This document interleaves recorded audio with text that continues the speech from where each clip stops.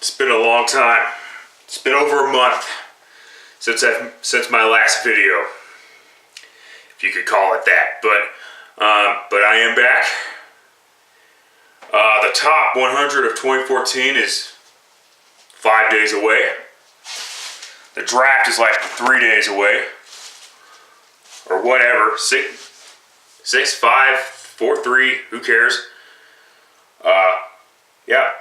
And of course, after the draft is, of course, the top 100 of 2014 beginning. And of course, because of the lateness, because I shouldn't be talking about this shit now, but because the NFL decides to be retards and wait later, whatever. Oh, I get it. It's for more exposure for the players and all this bullshit. Just fucking get it over with. I kind of wish it went back to the way it was, you know, where you had it on weekends, so that guys who have the luxury of having weekends off can enjoy it. That's the problem. Do people understand that we work the next day? I do work weekends, sadly, so it didn't make a difference for me. But I'm just speaking for the guys who don't work weekends. Whatever. But I'm not here to talk about that. I'm talking about the top 100 for 2014 and what I think will happen this year.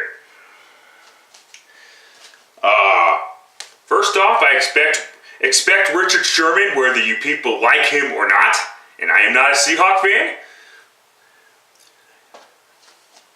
but expect Richard Sherman to be in the top 10 of that top 100. And he deserves to be in that group. Yeah, okay, make it at least the top 25, the top quarter of the countdown. Robert Griffin the self-entitled turd, better not make this year's countdown. And if he's gonna make this year's countdown, it better be at number 100. Okay? This fucking camera, come on. Focus. There you go. Anyway, like I said, Robert Griffin, if he's going to make this year's countdown, it better be at number 100. But of course, every time I say that, I'll be accused of being brainwashed by the media. Because I'm supposed to go against the media 100% of the time. You know what you do? You know what that is called when you do that? That is called being biased. And then they're going to talk to me about numbers and bullshit like that.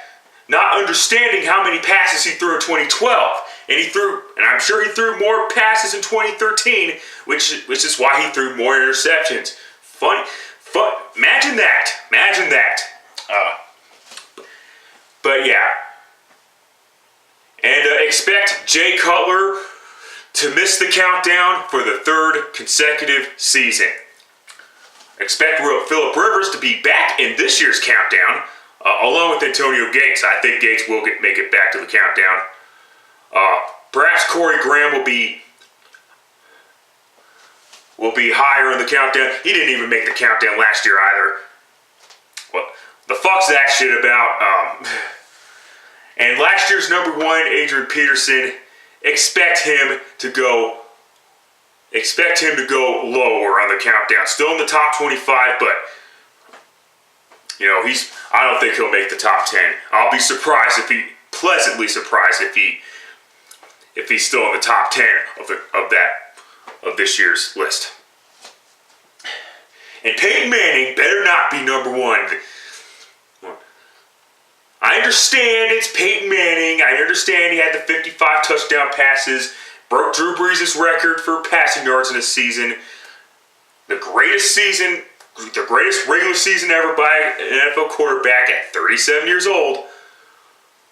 But he's 38 now, and Peyton Manning will finally get exposed this year. Look at the schedule that the Broncos have to face this year. Pretty fucking ugly. Although the Niners are looking like, oh God, head fucking scratching head scratching off season with Colin Kaepernick being accused of rape. Chris Collar, That's for a different video. But yeah, Peyton Manning better not even make the top 10. I don't care that he had 55 touchdown passes and 10 interceptions. I mean, I do care. I'm happy that it happened with my Broncos. But he's going to be 38. And it always helps to have the shittiest schedule in the NFL that year. And of course, people are going to say, well, how did Tom Brady get it? And how did Dan Marino get it? Oh, God. Shut the fuck up.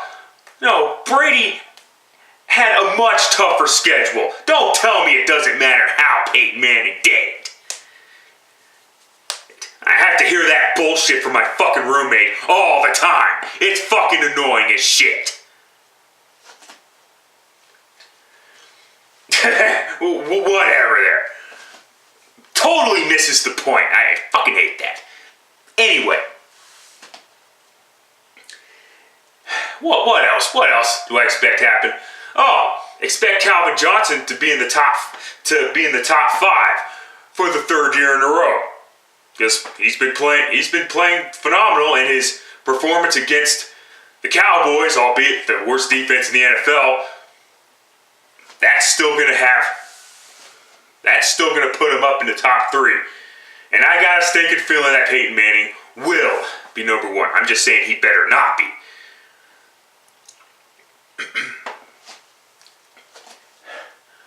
Oh yeah, expect Eddie Lacy to be on this list. The NFL's Rookie of the Year, Offensive Rookie of the Year. Russell Wilson will be on this list, but it will still be in the top 50. Andrew Luck will probably be ranked ahead of him. Hopefully lower than last year, because last year was a growing period. I take that back.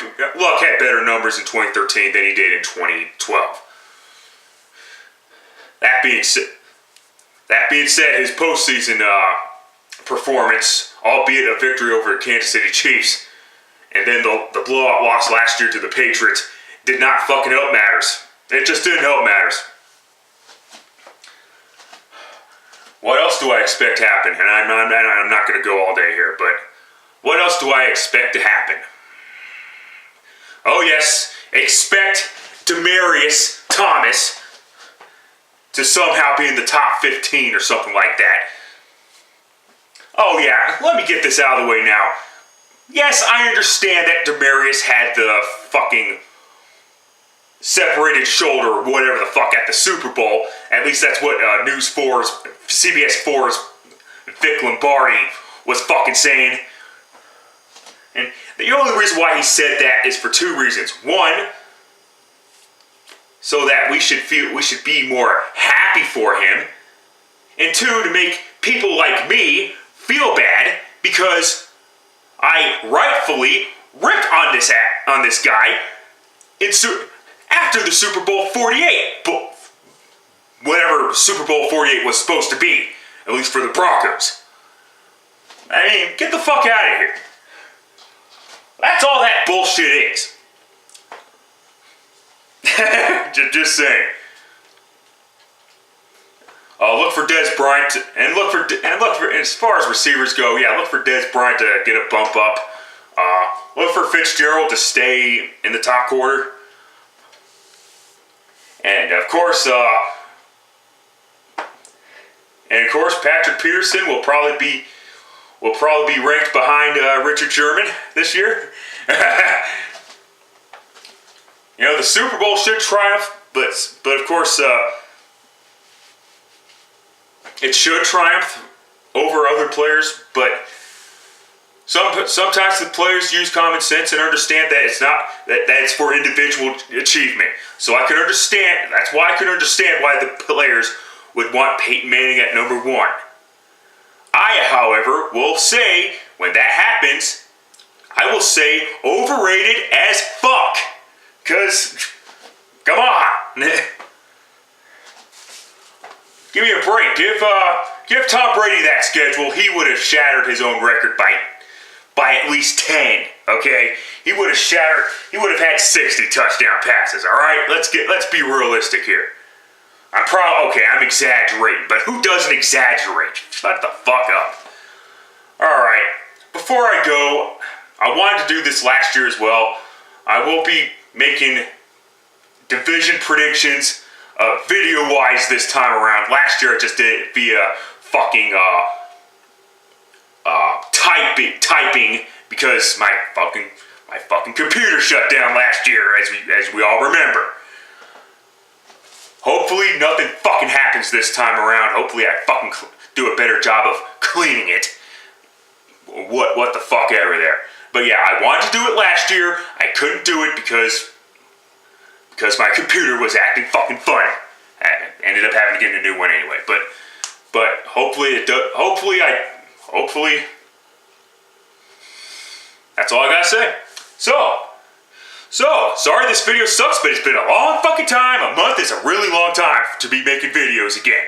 Between, anyway. So, till next time, later, fuck.